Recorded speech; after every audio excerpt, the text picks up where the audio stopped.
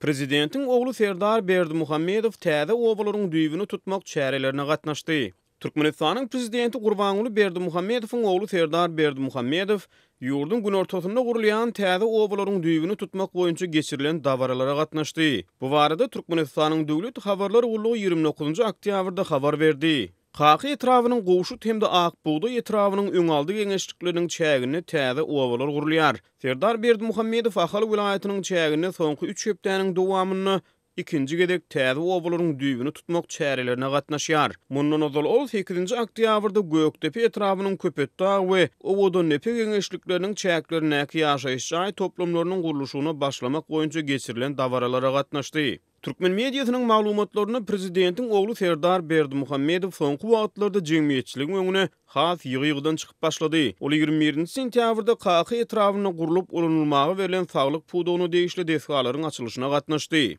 Türkmenistanyň mejlisiniň deputaty bolan Serdar şol bir wagtyň özüni ýurdun daşary işler ministriniň orunmasarydyr. Ol ikinji gedek ýurdun parlamentine 2016-njy ýylyň noýabr aýyna deputatlyga saýlanypdy. 2017-nji ýylyň martynda mejlisiň kanunçylyk boýunça komitetiniň başlyklaryna saýlandy. Serdar Berdimuhamedow şu ýylyň 25-nji martynda ýurtda geçirilen deputatlyk saýlawlaryna sesleriň 91 göteriminden gowragyny alyp Ahal vilayatynyň Duşok saýlaw участогунdan parlamenti wekillige täzeden saýlandy. Finçiler bu saýlawlary dinastiýa urunnagy çäre meňdetdi. Ýewropada howpsuzlyk we hyzmatdaşlyk guramatynyň demokratik institutlar we adam hukuklary bürosy bu saýlawlaryň hakyky demokratik saýlaw prosesiniň wajyp aýratynlyklaryndan mahrum bolanlygyny aýtdy.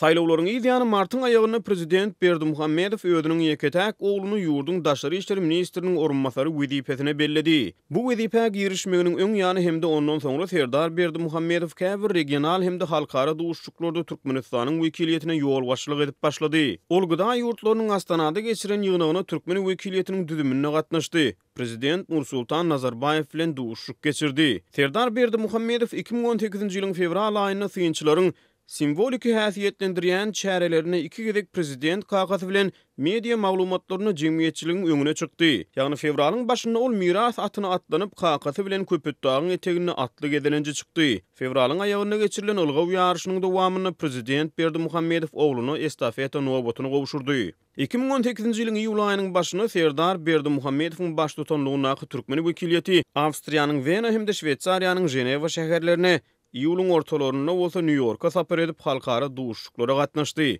BMG-nyň baş sekretary Antonio Guterres bilen gepleşdi. Ýurdun syýasy durmuşyny ýyzarlaýan halkara synçylar onuň miras düşerlige taýýarlanýanlygyny aýdýarlar. Soňky deputatlyk saýlawlarynyň öň ýany döwlet ýetirligine äkni ýitirany Türkmenistan gaziýeti Serdaryň resmi terjime halyny çap etdi. Onuň maglumatlary görä 1981-nji ýylyň 22 sentýabryna doglan 37 ýaşly Serdaryň kakasy prezidentlik wezipesine girişýänçä dowam eden bir sydyrgyny bilimi we karierasy üntü çekýär. Emma kakasy döwlet baş tutanyň wezipesine girişenden soň Serdar Berdimuhamedow 2008-2011-nji ýyllar aralygyna Orsiýetiň daşary işler ministrliginiň binýadynaky diplomatik akademiýasyna halkara gatnaşyklary 2011-2013-nji ýyllarda bolsa Ženewada halkara howpsuzlyk ugrundan bilim alýar. Döwlet mediasyny jemgyýetçiligiň öňüne edýän atly ýürüşlerine Gurbanuly Berdimuhamedowyň oglu Serdar miras atly aty Agtygy Kerimguly bolsa dowamat atlandyrylýan ata atlanýar.